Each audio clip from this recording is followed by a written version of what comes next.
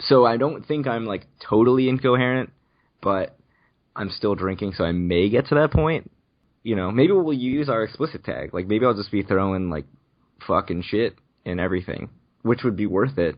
I mean, we're not using it right now. We're really not. I mean, I think we cussed, like, once in each of the first 2 episodes, and that is fucking terrible. Are we doing this? I'm ready when you are, man.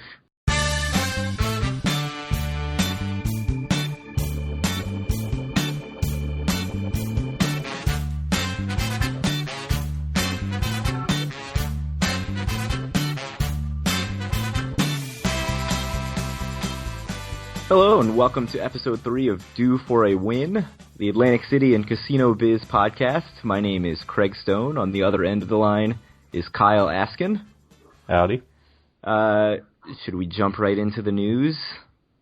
Let's do it. There's lots of very high-level, like, state senate kind of news this week, which is not usually the most interesting stuff, but I think has a lot of relevance to the future of Atlantic City, the future of specific casinos in Atlantic City.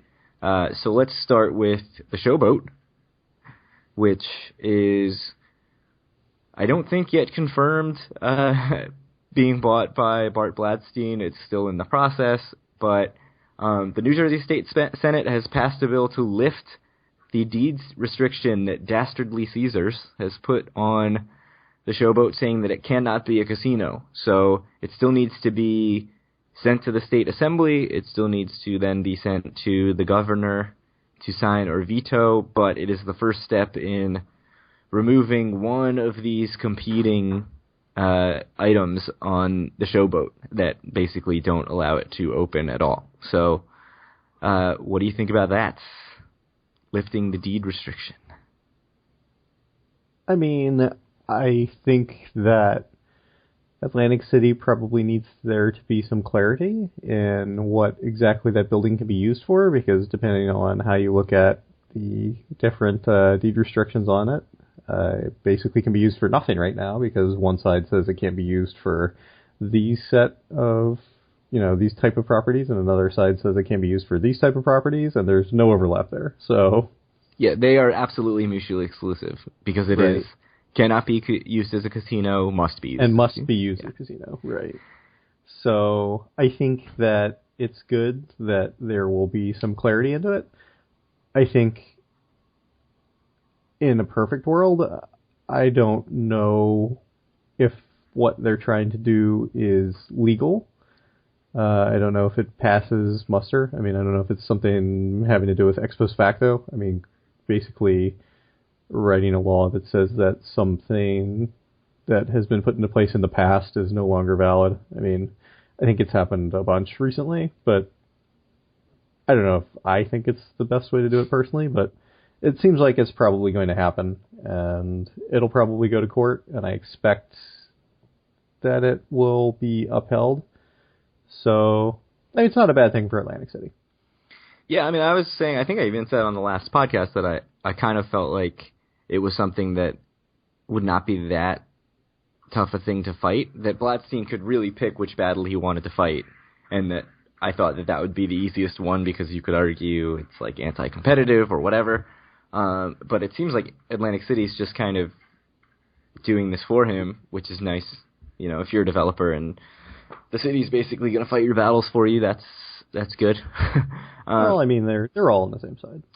Right, like, and what I said on the last podcast was that I think the deed restriction, it doesn't necessarily devalue the property as it is now, but it creates a restriction on the property that devalues the property in the long run, because it means that basically there's a major use that you can't use it for. Right. So I thought that it would take a buyer to fight it. There was, though, a few months ago, maybe even closer to when Showboat closed initially, there was sort of inklings that the city was going to create basically some really general ordinance that said you can't do something that is injurious to the development of Atlantic City, which is incredibly broad, and I don't think that I don't know that they were specifically thinking about these deed restrictions, but it was happening around the same time that fight was happening. And when that happened, all I was thinking was, oh, well, this seems like it's, ripe for someone coming in and saying, oh, well, this deed restriction's bad for the development of Atlantic City. Why don't you go ahead and get rid of that? But that was city-based, and this is state-based, so that doesn't really seem related. But, everything kind of intertwines. If I've learned anything from reading Boardwalk Empire, the book, the nonfiction book by Nelson Johnson, basically, things that a city wants go through the state, and there's a lot of interplay there of usually shady dealings. Maybe not so much now, but certainly in the 20s. So, do you want to talk a little bit about what you think Blatstein is going to do with the property? Because I know he's said some things about it, but he's really been vague. I mean, he's kind of said, well, I could make it a gaming property, or I could not. I mean, what I really don't want to see is some sort of expansion, or not necessarily expansion, but like phase X of the playground, where it's... Right. That's what I think it's going to... I mean, I think he wants it to be like, a big nightlife sort of place, which I don't know how you turn that space into that, but that was the impression I've gotten from what I've read about it.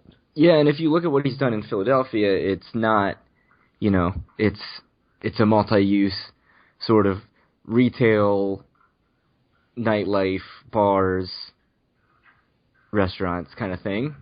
Right. Which you'd think, just by saying that sounds like a casino. Right. But way more focus on getting people out for eating and drinking than gambling. So I'm not sure if he's thinking that, which wouldn't necessarily be the worst thing if he did it more like I think it's the Piazza in Philadelphia, like more like that kind of stuff. But if it's like the Plaza, I'm just... If the Plaza is the Atlantic City version of that, then I'm terrified. Yeah, the Plaza. So the real $1 million question, though, Craig. If and when the Showboat opens back up, do you still think there's going to be an Earl of Sandwich in there? Probably not. I don't think so, unfortunately. That's sad. Another thing we liked gone. We lost a lot there. We lost the Earl of Sandwich. We lost the 8-ounce Miller Lite cups. We lost Seal the Deal slots. Yes, we lost the awesome Asian room there with the secret noodle bar, like, hidden behind it. I'm told, I haven't confirmed, but I'm told they have the coldest Coors Light at that Asian room that you have tasted in your entire life. I've heard that actually quite a lot. So on one specific night. So we stayed at Showboat.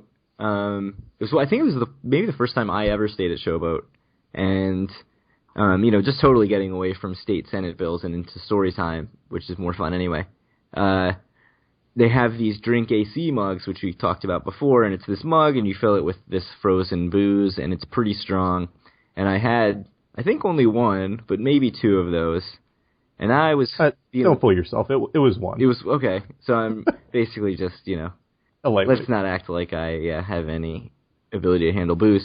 So I was pretty drunk, and it was late, and we decided, let's go play some Pai Gow. I don't remember if it was tiles or poker. And I think it was tiles. That is a great game. So we're sitting there, and the waitress comes around. I ordered a Coors Light, and I just finished this really boozy beer, and Coors Light, which it's not a very good beer, but it is as cold as the Rockies. It comes out, and I'm starting to drink it, and just for some reason I am enamored by how cold this frost brewed Coors Light is. And I think I probably said it 30 times because I was at least drunk and drinking. It's still something we talk about all the time, the coldest Coors Light. Oh yeah, all Coors Lights will forever be compared to the coldest Coors Light ever at the Asian room at the Showboat. Good times. They also had the like, I don't know if you'd call it the secret noodle bar, but like sort of hidden 24-hour noodle bar, which we never ate at. But we used the bathroom a lot back there. Yes, but I just like that it existed. Yes. You know, you would never know it was there unless you were in the Asian room for some reason. And that is awesome. Like, that's like cool Atlantic City casino stuff. And that is like, you're sitting there, you're playing your tiles, and some people walk in, and it's 2 a.m, and they're ordering noodles at the noodle bar. And it's like, nothing else in this casino is open except for the tables and this noodle bar. And that is awesome. It is great. So, in another piece of kind of unrelated news to this, but news that's exciting for us, is I believe in just about 2 months exactly, I think me and you are probably going to be back in Atlantic City. Yeah, the 20th, right? Is that the plan? 19th? The 20th of the 20th. I think it's the night of the 20th. Let me check. That's awesome.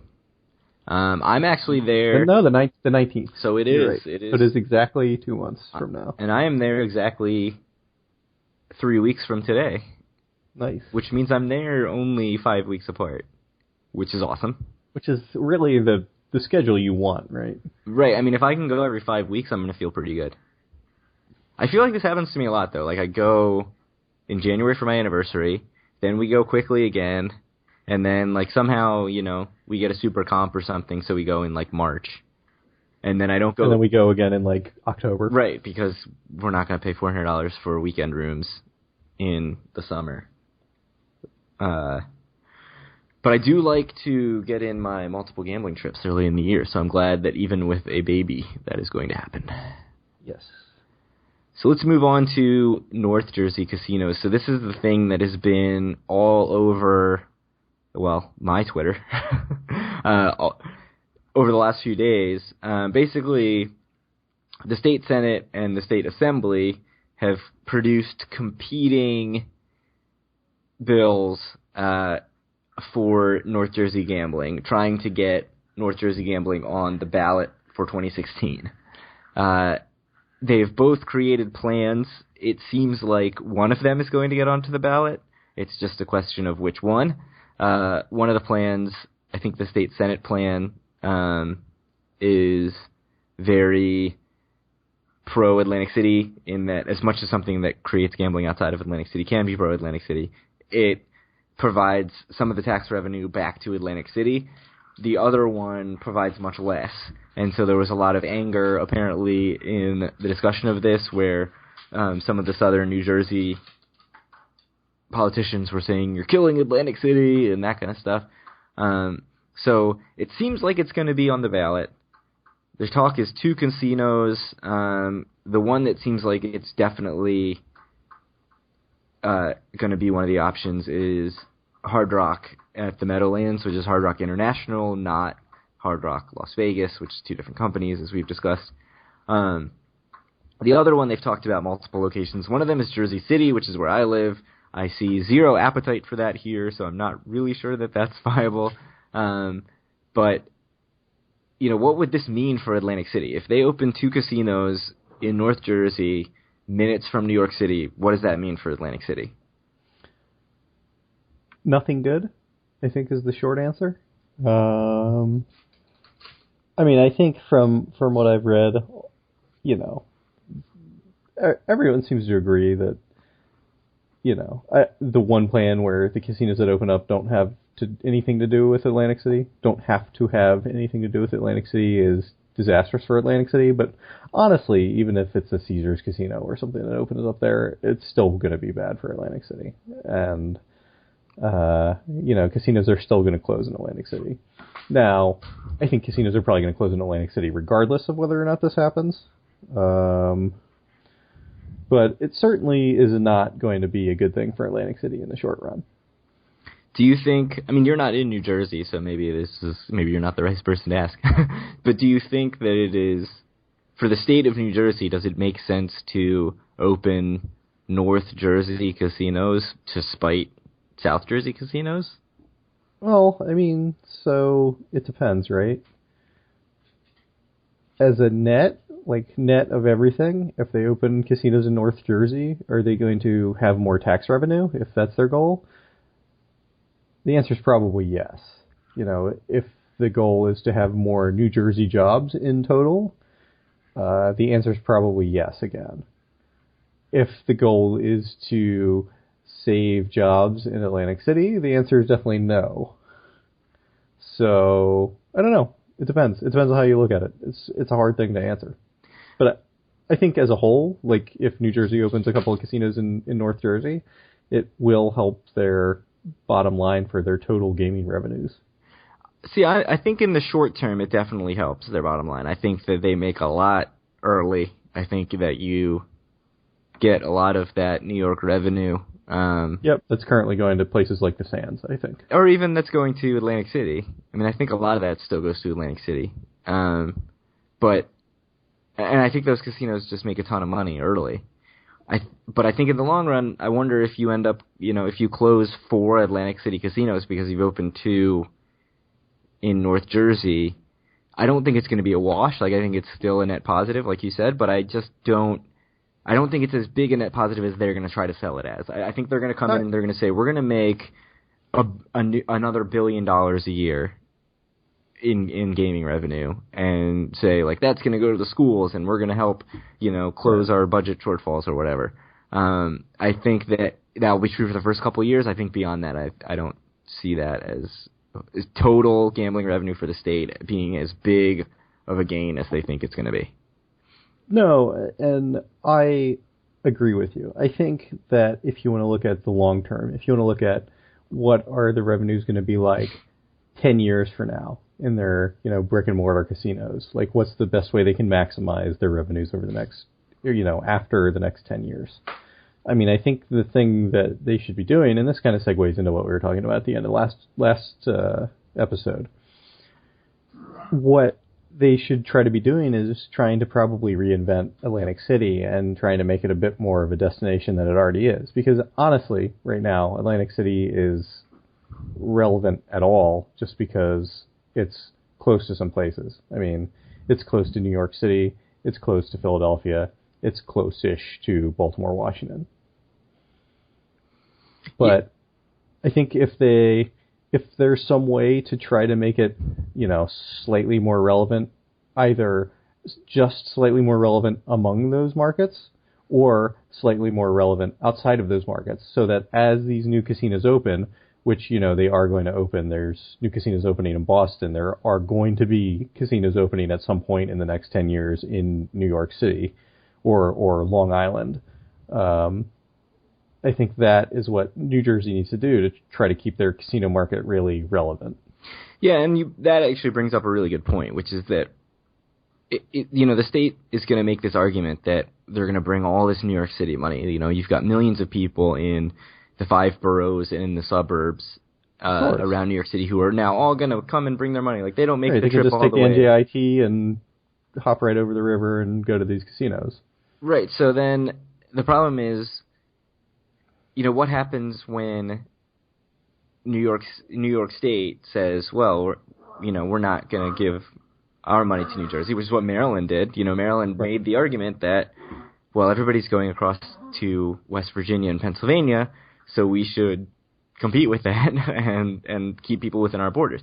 So what happens when they say, okay, well, we're going to open a casino in, Westchester County, or we're going to open a casino in Red Hook, Brooklyn, or something where just a ton of people all of a sudden have this incredibly easy access and have no reason to even go to the Meadowlands, let alone Atlantic City. So, they already have Resorts World in Queens, which has no table games.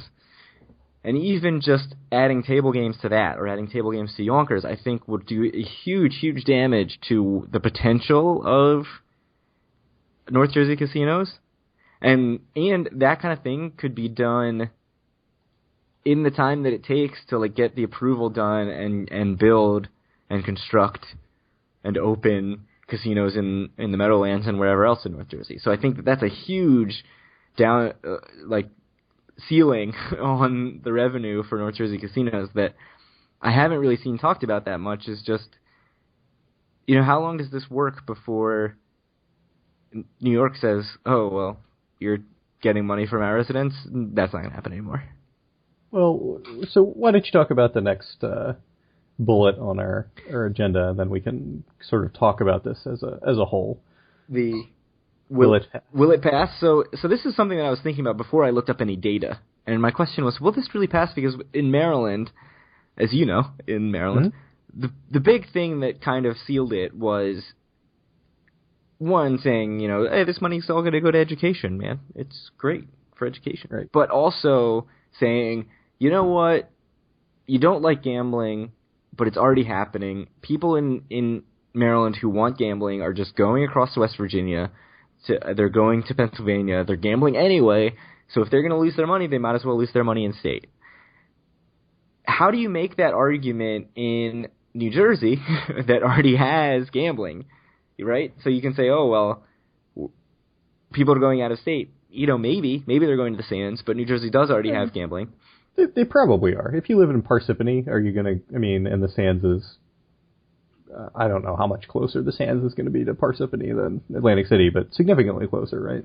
Yeah, so from the really closest suburbs to New York City, it's...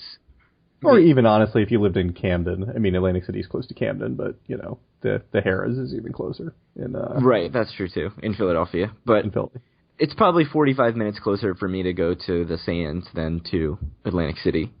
I never have been to the Sands.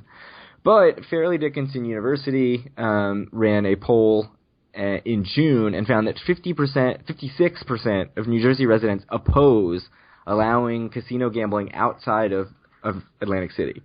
Only 37% favored it. The article goes on to talk about how, if you frame the question differently and you say, if North Jersey gambling were to bring in X amount of revenue for the state and for education and all that kind of stuff, would you be in favor? All of a sudden everybody's in favor, but that's not the way it says it on the ballot. On the ballot, it's a yes or no question. So 56% of residents are opposed to it. That's a tough number to overcome. It sounds like it's only a little over 50, but when you have 56% saying they are opposed to it and only 37% in favor of it, that's a big gap. Because basically what you're hoping for, you're never going to get a bunch of people who are super excited about gambling coming out to vote and pushing a gambling measure over the top, right? Those people, there's just not that many of those people. What you need is enough people who are voting anyway to say, yeah, why not? Gambling's already here, let's just expand it a little bit and hit yes, to override the number of people who are staunchly against it. Right. So the fact that you have 56% of New Jersey residents already opposed, I think that's a really, really tough number to overcome. And so I was thinking, I was already kind of in the mindset of I just don't necessarily think it's going to pass because I feel like New Jersey is a weird state in that it's not like Maryland where they got gambling and then they had another ballot measure for table games. And there totally was this sort of why not? There's already gambling. What's the difference? Machines or table games. New Jersey, almost as a state, does not feel like they have gambling in their state. They feel like they have gambling in Atlantic City. So I think there's a sense of, hey, gambling's failing in Atlantic City. Why are we opening new casinos just because gambling is not working somewhere else in the state? That doesn't make any sense. And then you have people who are just opposed to it in general, and I don't see it necessarily working out. Of course, though, this is before there's been $1 spent on campaigning on TV, so that can totally shift over the course of the months leading up to the election. I'm sure that there will be interested parties, casinos on both sides. I expect Caesars will spend lots of money trying to get it not done. I think Hard Rock and whoever else is involved will be spending lots of money trying to sway opinion in favor, but right now, I think it's a huge, huge hurdle, and I think if they, without a just really, really well-run campaign, I don't think that it passes. So, I think I told you a couple weeks ago I ordered the new book that Dr. Dave, who's famous from the Las Vegas Gang, recently wrote on Atlantic City. Well, he didn't write it recently. It was a collection of articles he's written over the last 5 years or whatever. But one of the chapters I just read recently in the last week talked about the history of the legalization of gambling in in New Jersey. And I believe that the first time they tried to pass it, it went to referendum in, I believe, 1974, and it failed by a pretty wide margin. Right. And I think a big reason it failed was because it was going to allow gambling in the state of New Jersey. And one of the big things that changed between 1974 and 1976, I believe, when it passed, 78. is maybe it was 76 it failed and 78 it passed. That could be. Is they reworded it so that gambling was basically only legal in Atlantic City, which even then was a city that was doing significantly worse than it had been doing in the past, largely because they had really cracked down on illegal gambling going on there. And they needed something to try to reinvigorate Atlantic City, and they could tell everyone else in the state, like, look, it's not going to affect you in Newark because gambling's not coming to Newark. It's only going to be in one place, and the dollars that we as the state of New Jersey make are going to be redistributed across the state. So you were right, it's 76 it was approved. Resorts, yeah, 74 it failed, and 76 it was approved then. And Resorts, 77 is when Resorts opened, right? 78. Resorts opened in 78, so that was so that was where 78 was coming from. But I think that still plays in. I think there's a sense of, we've restricted gambling to Atlantic City. We have gambling. It's there. It's not working.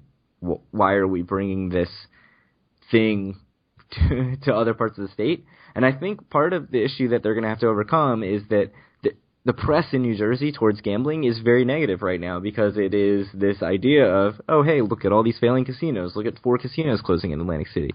More might close. They've got their bond statuses, junk bonds.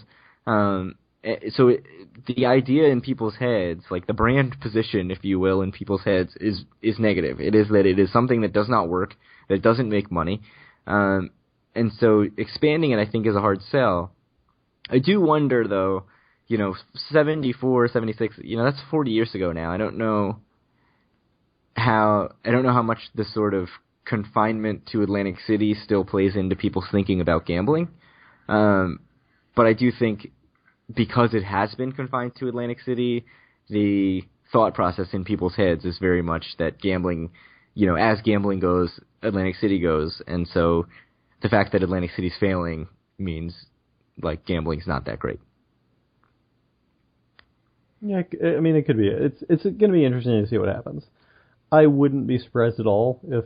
So is this going to end up just being something that has to go to referendum, or is it going to be something that just the state senate and governor are going to pass and sign, and then it is going to be the law? It has to go on the ballot. Okay. So I wouldn't be surprised to see it if it does end up on the ballot. I wouldn't be surprised to see it fail. I would be.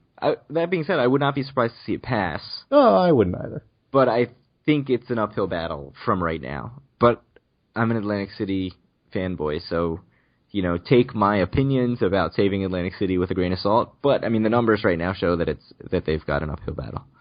Right. So the next thing that we want to talk about, just briefly, probably is Caesars is kind of being dicks. Shocking. I can't really even explain this thing probably as well as you can. Caesars has done a lot to, as they've headed toward bankruptcy, as they've tried to avoid bankruptcy, to do things that really kind of screw over their bondholders, right? Right. Specifically their junior bondholders. Right. So basically they will do something that will favor greatly their senior bondholders, so it gets approved in a way that screws their junior bondholders. Right. So this is the 10,000-foot overview on what exactly Caesars has been doing over the last, let's say, 24 months.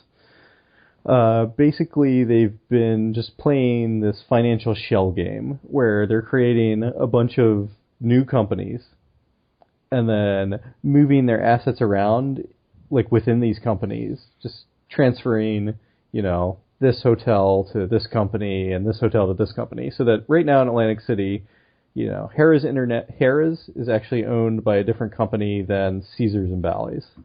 Harrah's is owned by a very financially solvent arm of Caesars right now, and Bally's and Caesars is owned by the branch that looks like it is, well, the branch that is in bankruptcy.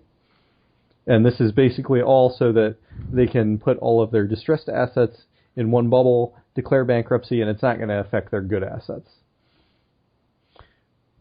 So the latest thing is that they're trying to attach a measure to the must-pass bill, the government spending bill, right? Basically the thing that will avoid the shutdown of the government, which I'm sure you have been affected by, being right. down in Maryland. I've been affected by because my family's down there and government employees. And, you know, one of the frustrating things about politics is that bullshit like this gets attached to bills that have nothing to do with this. And so basically they're Caesars is lobbying hard to get a bill passed that would give them more leeway in how they repay their debt. Of course, their junior bondholders are opposed to this. There are pension funds and hedge funds who own $5.4 billion of their debt, of Caesars' debt, who are very against it. And so Caesars is just trying to get this language into the bill to basically allow for debt restructuring in a way that's favorable to them. Right. This is not surprising at all, right? I mean, if you followed Caesars, it's just not very surprising. I mean, the big question in this story over the last couple of years as it's been happening has been, you know, Caesars has been doing this. They've been getting sued, you know, it's in the courts right now with their junior bondholders, and it's always been, is this something that they're going to get away with, or is it not going to work what they're trying to do? Right, so the issue with this, beyond Caesars, right, is that this is just damaging to the investment process. Well, so, I mean, here's my take on it. I think since the big financial crisis in 2007, there have been a lot of precedents where the rules have kind of been changed after the fact, and this goes back to what I said about, you know, the deed restrictions in the first part of the show, where there were certain rules in place. Bondholders are supposed to have certain rights, and they're supposed to be able to have access to the assets before certain other classes, depending on how, you know, each company's charter is written. And I think there's been a few times where the government's come in since then, and you can say they've done it rightly or wrongly, depending on your views, and changed that. And I think that basically every time the junior bondholders have gotten the short end of the stick, whether you want to talk about the bankruptcy of the municipality of Detroit, or what happened when the government came in and saved the automakers in Detroit, and there's probably a bunch of other examples too. So, you know, would I be shocked if this passed? I wouldn't. And it seems like if it does pass, then I think the junior bondholders are probably just going to be out of luck. But do I necessarily think it's the most fair thing in the world? Probably not. But it's hard for me to say whether it is good or bad, fungibly, I guess, for, I don't know, the process if this passes. So for me, bringing this back to Atlantic City, and you know, I'm not the best person when it comes to this kind of, you know, bankruptcy legislation, that kind of stuff. To me, it would seem like, from an Atlantic City perspective, if you're trying to do something with Showboat, or you were trying to, I don't know, some straw man mythical person is trying to buy Trump Plaza, and you're trying to get backers and investors, and everyone's seen how this has played out with Caesars, does this make it more difficult to get people to invest in your company? Like, I feel like they would see this and say, well, you know, I'm allegedly owed this, but that's not actually what I'm going to get paid if shit goes south. I don't know. I mean, so you work in the bond arm of a investment bank, right? You work for Goldman Sachs or Morgan Stanley or whoever buying bonds, and you have to buy bonds from someone because that's what you're told to do. I mean, the rules can change for any of them. I mean, do you say that we just aren't going to buy bonds when there's public demand for bonds? Like, probably not. I mean, I don't know. Does it really matter? I'm not really sure. So you think that basically the companies that are out there buying bonds are calculating in their risk calculation the risk that the legislation just changes? I hope so. I mean, are they Makes actually? sense. I don't know. There's actually recently, I think today, there was a great story in the New York Times about some investments in the municipality of Puerto Rico, which, if you're interested in this, you should absolutely read it. It's very interesting about Puerto Rico maybe declaring bankruptcy soon, and that's going to screw basically a ton of huge hedge funds if they do. I mean, it's interesting, but the way I read that is that, you know, these people should have probably seen that bankruptcy was a possibility and that the rules could have changed, and if they changed, they were going to screw them. But yet they still marched ahead, and now they're desperately trying to save their investment, basically.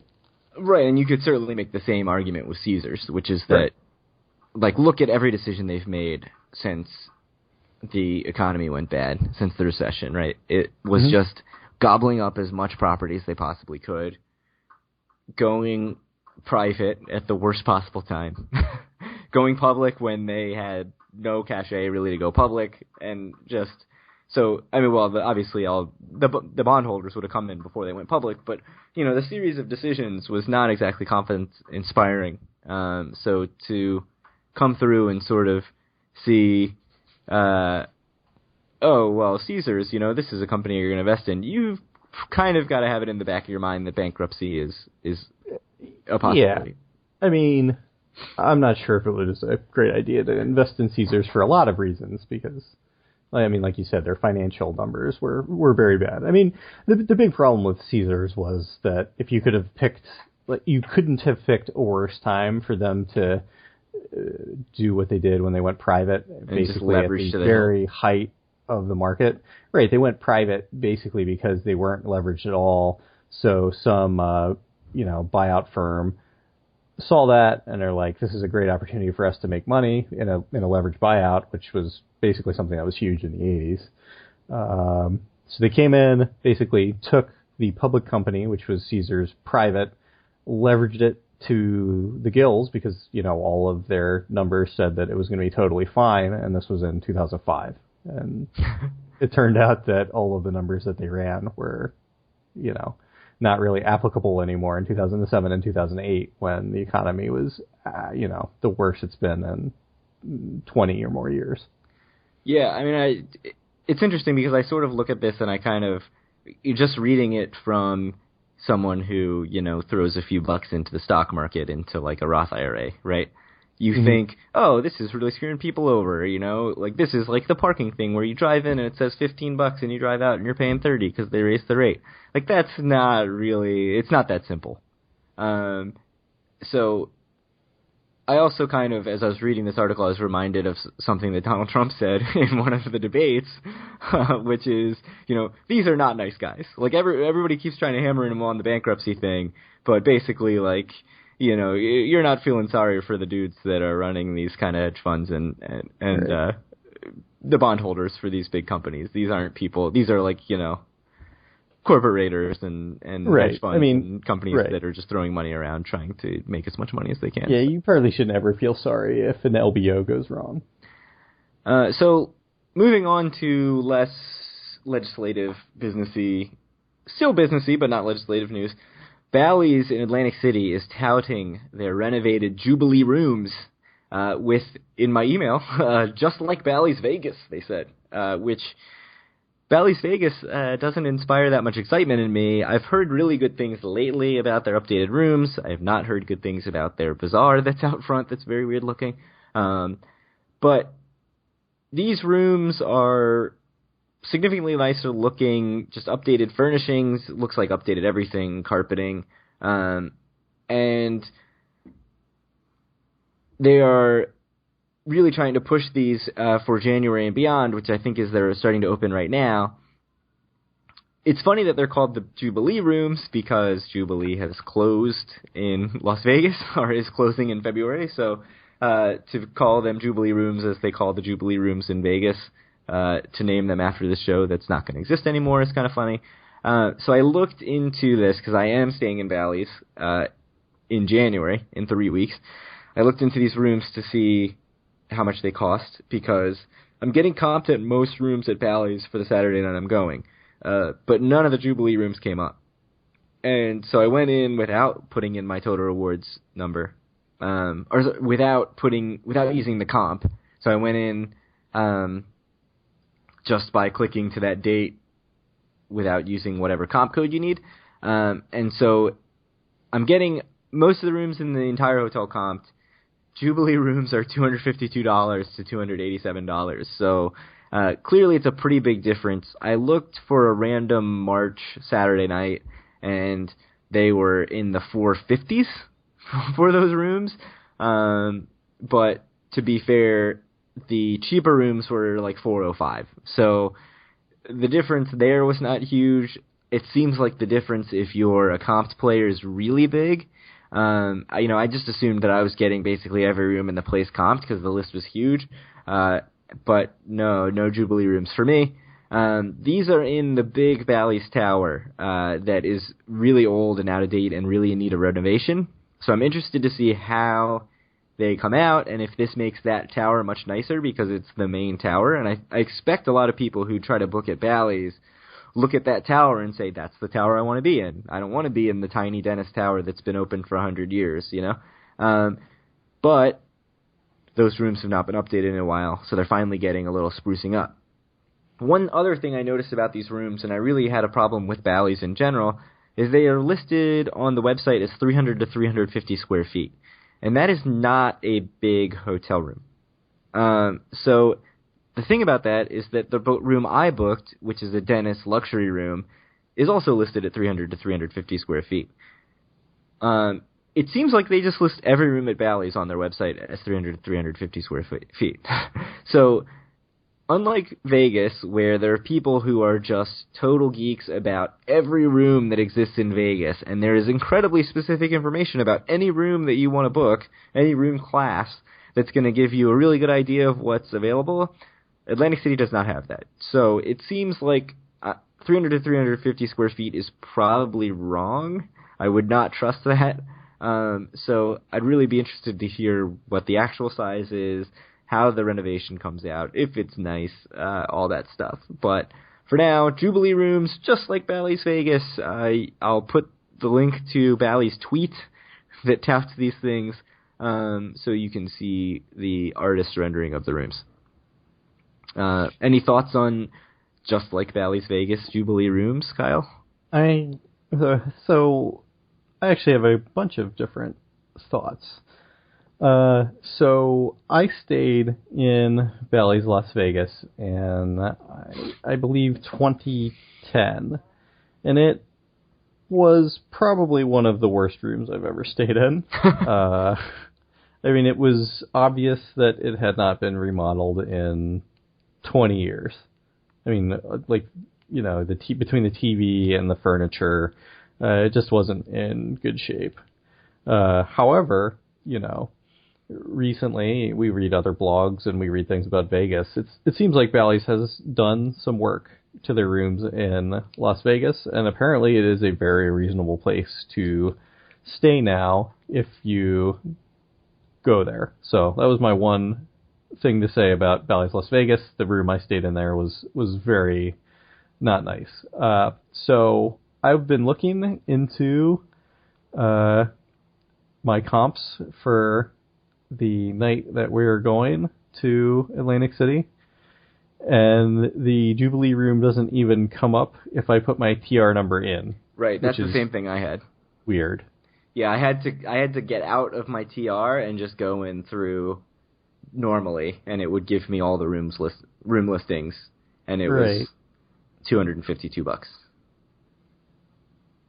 So, it's been pretty well established between me and you, all of the issues that Caesars seems to be having with their IT system and their booking system on their website, because we both are pretty religious about checking all the rates, even though we're not going anywhere anytime soon, and seeing what they are.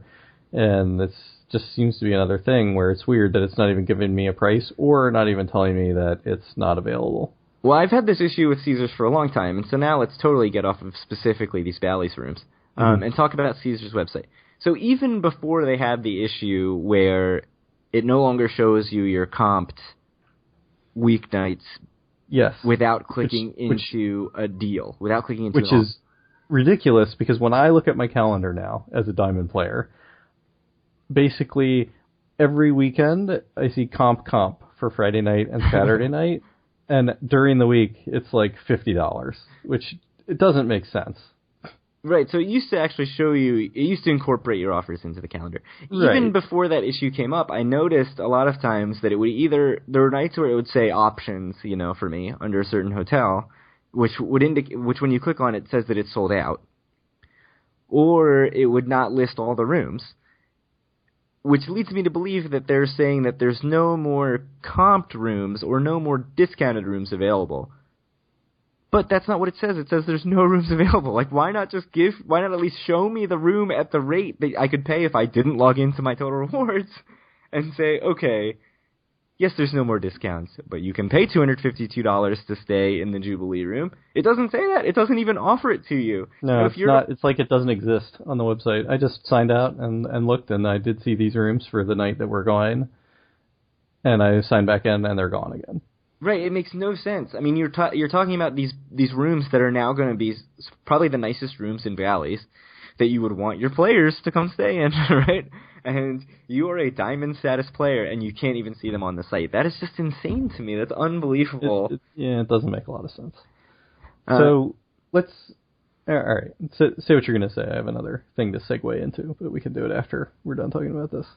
I mean, I think that pretty much sums it up, just because I find this so frustrating that it will tell you a night, especially when it tells you a night's totally sold out when it's not. Like, if it's a really expensive night and I'm trying to go, why not just tell me? Like, it kind of sends the hint that, like, oh, you're going to spend $300 in a night? That's not worth it. Except that if I don't even have a card, I can book the same room and just pay for it. It makes no sense. No, it doesn't. It doesn't make... It literally... You're being punished for for logging into their website, which is something that they should absolutely never, ever, ever want to do. Well, there was actually, the funny thing is, there was a brief time, I think after the first time I went for my anniversary, where we just didn't, Andrea was sick, my wife was sick, and we just didn't gamble at all. I mean, at all. And, I mean, maybe for 15 minutes I played video poker. And for the next couple months, I was getting higher rates when I was logged in than when I was logged out. I was actually getting higher rates on Total Rewards, and I was like, man, this is like the punishment stick from Caesars, from Total Rewards. This is like, you know, Loveman giving me a little love tap, like, hey, man, you got to gamble if you're going to come to my casino. Plus, you know, as you know, but as our listeners may not know, hi, Andy and Dave. You know, we've had the deal, too, where you'd be looking at the offers and you'd be like, wow, that's pretty high. And then, you know, I've been like, well, make sure you're logged into Chrome because the deals are just cheaper on Chrome. I think they fixed that. It used to be definitely, I mean, there was a night where I got a comp night on a Saturday that in Firefox, I think it was showing up as like well over $100. And then I logged into Chrome and it was free. And I was like, okay, I'll take a comp. And it let me book it because I think Atlantic Club had a similar issue, it was M-Life. M-Life had a very, very bad issue where it would let you book, if you had like a Sunday through Thursday offer at MGM casinos, you could book any stay that started Sunday through Thursday, and you could book it like all the way through the weekend, and it would come up as free. But then when you actually tried to book it, it would be like, no, I see what you're trying to do. It was still dumb, like it was still a poorly created web system, but at least it didn't let you book it when there was some kind of mistake. No, it makes no sense, though. Their website it obviously needs a lot of back-end work. I will say that. As a, you know, person who works in IT for their day job. So my general question was, where do you want to stay in 2 months? Ooh, I mean... Trop. I'm getting comped rooms in Bally's and Harris. No Caesars. So would you like to stay on the boardwalk, or would you like to stay in the marina, and why? And I also looked at Borgata, but they apparently hate me again, so that's not an option. Well, so for our listeners, because this is important, what we're going to do here is we're going to go to all 3 of the Caesars Diamond Lounges, and we're going to come back and talk about it. Maybe. I mean, it's possible that it doesn't happen because, I've mentioned it to some of our mutual friends, and if they all come, I don't know what's going to happen. Maybe we'll just go to one of them because I've already been to the Caesars and the Bally's Diamond Lounge. Craig has been to the Bally's Diamond Lounge. The Caesars one is nothing really special to talk about, I think. It sounds like our friends can go fuck off because we're going to the Diamond Lounge. We could do that. There's Pac-Man at Bally's. At Bally's. The Bally's Diamond Lounge is pretty sweet. Yeah, Bally's is the only one I've been to. So that's the tentative plan. We'll see if that works out. Yeah, we'll see. At the very least, we'll have lots of stuff to talk about because we'll have spent the night in Atlantic City. Craig, Boardwalk or Marina, and why? Okay, so obviously if we're thinking Diamond Lounges, I'm leaning towards Boardwalk because there's 2 of them there.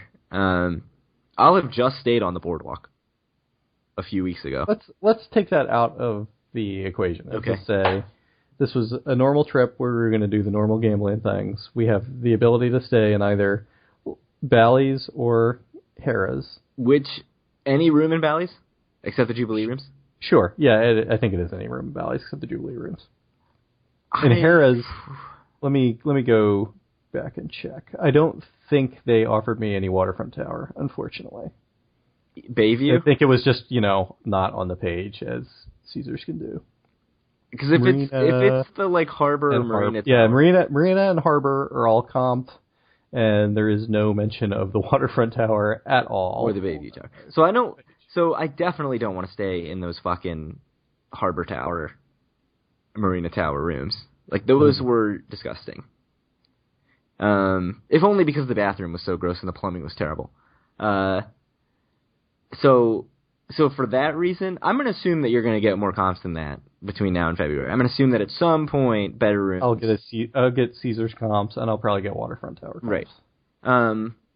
It's tough. I like Harrah's as a casino. I like the casino floor. I like the everything else going on there. The shops and everything better than any of the Caesars. Caesars or Bally's.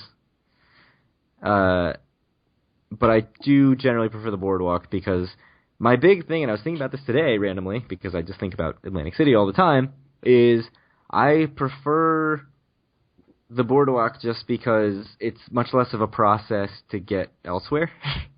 Mm-hmm. So, if you're staying on the Boardwalk, you can hop over to other casinos, you can hop over to the outlets. If you're playing, if I need a break and you're playing whatever, you're playing Pygo tiles, I can hop out to the outlets and go to, the Van Heusen store and try to find shirts. Just hypothetically speaking, of course.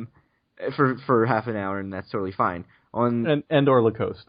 Right. So at the Marina, you can kind of get to either of the other hotels with a long walk, but it's a pain. And as far as sort of walkability to anything non-casino, it's just surface parking lots. So no, yeah, there is literally no walkability to a single thing that is in a casino. But Borgata is there, and it's Borgata, and it's the best thing in Atlantic City. So it's a tough one for me. I would say for nostalgia purposes, I usually pick the Boardwalk, but I think I've had more fun lately at the Marina casinos. But I'm fine with either. So how's that for a non-answer? Honestly, I think with the state of the Boardwalk, and especially how it's probably going to be in my mind in the middle of February, which is to say there's going to be absolutely nothing open on it. I don't see much of a reason not to stay in the Marina, but I'm not sure. Yeah, to me, I can't really say Marina versus Boardwalk without knowing room specifics. Because I think if you're talking the nice rooms in Harrah's, it becomes a much easier decision. Because the nice rooms in Harrah's are nice and big. Mm-hmm. The nice rooms in Caesars are really nice, but they're not so much nicer than... So you'll be happy to know I'm looking at my rate calendar now, just only for the property of Harrah's. And it says on the calendar that my cheapest rate for Friday the 19th is $71, and then when I click in it, everything is free. So it's just awesome. Everything, not including the good towers. Right, which don't show up. Those don't the waterfront tower is not on that page at all. It's not a thing. Great. But it says $71, and I click it, and everything is free. Awesome. It's just awful. Yeah, they need to fix that shit. I mean... Hold on, let me sign out. It's incredibly frustrating. It doesn't make sense. They want you to go to the casino.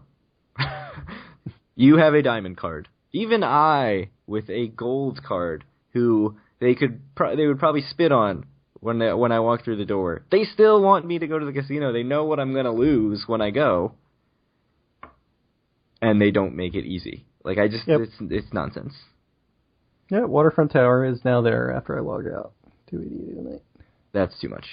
I mean, obviously we're paying $0 $0. That is so. Me with no card. Yes, me and you will pay no money for when we go. Hey, can you add my companion card? I mean, you don't have to do this right now, but that probably doesn't get you anything. It'll probably give me a little something, but not too much. So, anyways, moving on from our planning our trip on the podcast to new restaurant news.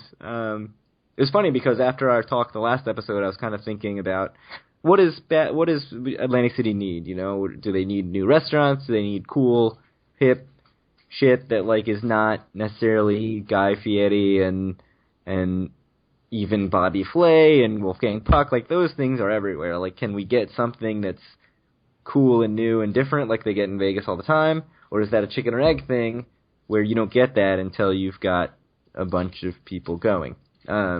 Which it probably is. But the Borgata announced that Michael Symon, who is a Food Network Iron Chef, co-host of The Chew on ABC, I did not recognize the name Michael Symon, but as soon as I saw a picture of him, I was like, oh yeah, that's Food Network guy. He is opening a new restaurant in fall 2016. It is a Italian restaurant. The press release called it a boldly flavored and deeply satisfying dishes, authentic Italian restaurant. That doesn't make any sense because I just put two quotes together. But it will be occupying the space of Sea Blue by Michael Mina, which closed 3 years ago. I don't think I ever even saw it. It is right next to Bobby Flay's Steak, which I barely see because it's behind the High Limit Room. So where this is, if you are not... Bobby Flay Steak you can see it. If you're walking around the perimeter, it's there. Right, so it's on the perimeter. So basically if you walk in and you just go straight all the way if you walk in from the main lobby entrance and you walk all the way to the back of the casino and you end up at the Music Box Theater. Yep. And then you hang a right, you end up at the Borgata & Co. shop where you get your Borgata branded stuff.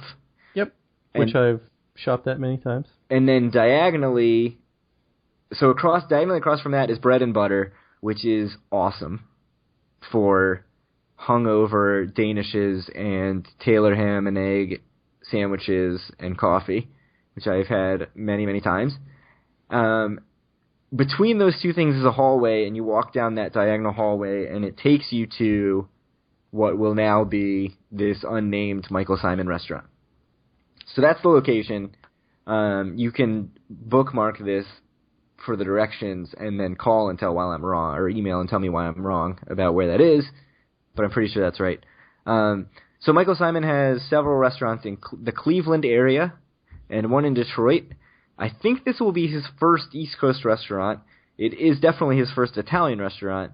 So this is kind of cool to me because it's not like one of the sort of mega Wolfgang Puck, Bobby Flay guys who has 150 restaurants. Like, this is a guy who's a famous chef. He's on a network TV show, and he's opening a restaurant on the East Coast and has chosen, or more likely than not, has been incentivized by Borgata to make that in Atlantic City. So that I thought was pretty cool. It's an Italian place. I do wonder what that means for Fornaletto, which is also at Borgata, which I really like because you go down these stairs and you're in kind of this awesome wine cellar and you feel like you're not even in the casino. But it seems like that's unaffected because it's not moving into that space. There's probably enough appetite for multiple Italian restaurants. So this is a new thing coming fall 2016. Obviously, that's still a ways off, but if anybody checks it out, we'd love to hear about it. So what do you think about restaurants in Atlantic City? I mean, in the last year alone, or a little more than a year, I guess, we've gotten, Guy's Steakhouse or whatever it's called in Bally's. We've gotten Buca di Beppo, which again is a chain. Now we've got this Michael Simon restaurant. Are things from a restaurant perspective sort of shifting to more cool stuff away from like old school, every casino has a coffee shop, an Italian place, a steak place. They're all like sort of this generic in-house thing that doesn't exist anywhere else. And now we've got stuff that people are actually excited to come to? Or is this just, the Borg makes a ton of money and now they have another enticing option that doesn't really affect anything else? It's probably more the second option, I think. Look, it's always good when new and potentially interesting restaurants come into Atlantic City. I mean, it's good for the area. Honestly, if you wanted this to be really good for Atlantic City, it probably would be somewhere else other than the Borg, which already has a bunch of great dining options, honestly, including Wolfgang Puck and Bobby Flay, as you mentioned. Right, I mean, that part is a little confusing to me because I feel like confusing, right? It's not confusing. If you go to Vegas, that's how every top shelf casino is. It's just big name after big name of restaurants. It's really incredible how many big names Borgata has at this point, though. I mean, especially compared to the other casinos in Atlantic City. Yeah, I mean, it feels like they have a monopoly on the best restaurants in Atlantic City, except for, the really old stuff like Docks and Knife and Fork that are not in a casino. So you'd almost think that the other casinos would come in, especially Bally's, who just redid that floor, and say, oh, we're going to get really exciting stuff, and instead they got Guy and a chain Italian place. But, Guy, I guess, has a certain following that maybe is more in tune with the people who go to Bally's, so I don't know. And then, Martirano's is that's at Harrah's, right? So, that's a big name that is not at Borg.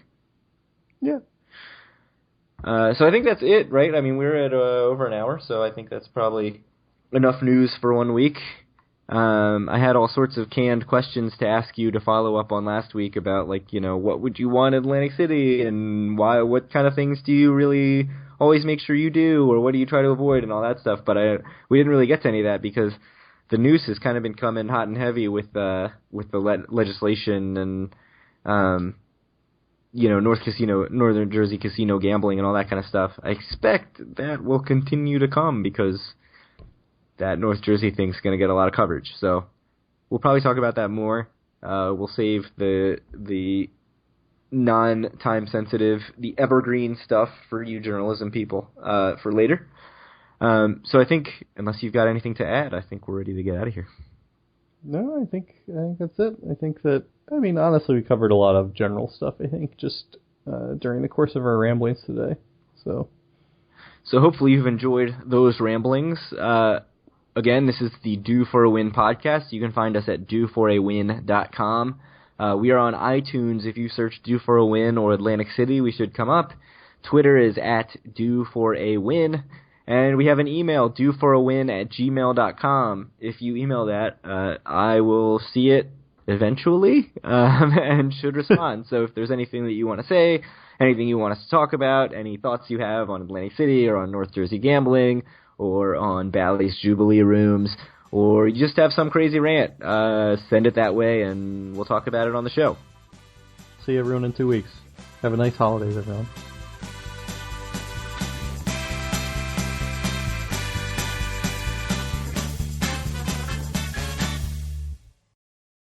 Adding on, I added your total rewards number as a companion number, and you got me nothing different. Awesome. I'm such a high roller. I know. My favorite part is that when I go in, and log in under mine, and I try to add yours, it doesn't let you, right? It's 'Cause I'm like Diamond. No, child. Bring Daddy's login. Let him put your number in. Because you are a gold member. Get the hell out of here. Man.